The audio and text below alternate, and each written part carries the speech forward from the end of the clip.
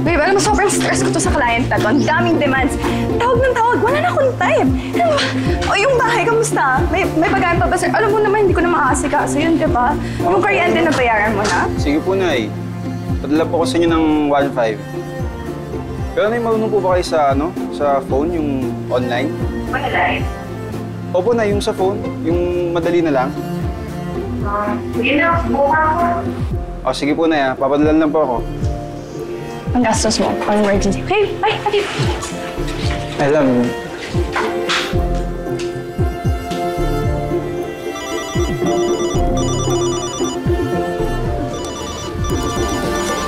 Nay. Nak, kumusta? May 1K ka ba dyan? 1K, Nay? Sige po. Ano na lang, Nay? Sa phone na lang po ulit. O sige nak, online na lang. Sige, Nay. Love you. Ingat.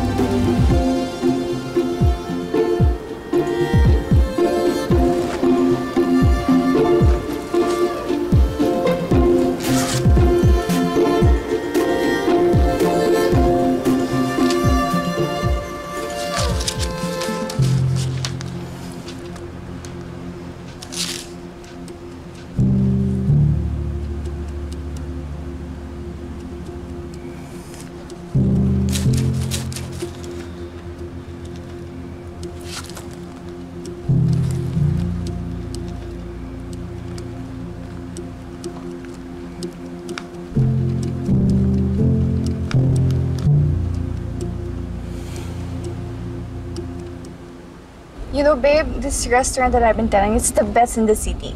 And don't worry, may mga Filipino cuisine doon that magugustuhan mo. And they even serve Visayan delicacies. Ay, tigil mo. Oy. Doon. Basta tigil mo. Wait. Okay. Wait. Dahan-dahan lang. Mas bawi sa kaliwa ng konti. Stop. Yan. Tira.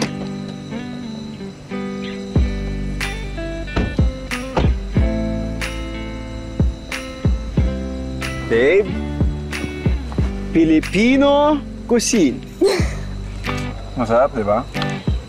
Mainit-init. Ito na po. Ay! Wow! Thank you, boss. Thank you. Ay. Tingnan mo. Okay.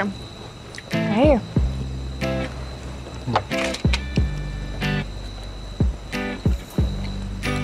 Sarap. Nakakamiss. O, di ba? Naalala mo nung high school tayo? Pagkatapos ng klase natin, dadaan tayo sa ihawan ni Aling Nini. Magte-take out tayo ng Isaw. Sarap.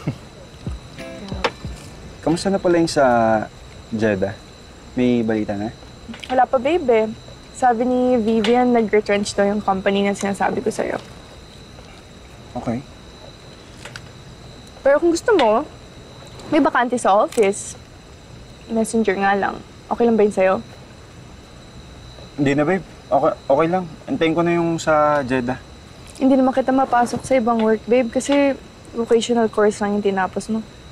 Hindi naman kailangan na nag-welding sa office. Okay lang. Naintindihan ko naman. Okay lang yan, babe. Okay pa naman tayo, di ba? Magtulungan lang tayo sa ngayon. Okay? Ang bahala sa'yo. Ito na po yung bill niyo. Ay, wait lang. Kunin ko yung ano. Libre ko na. Bwe. Ako na to. Ay. Bahala sa'yo. Ay. Ano?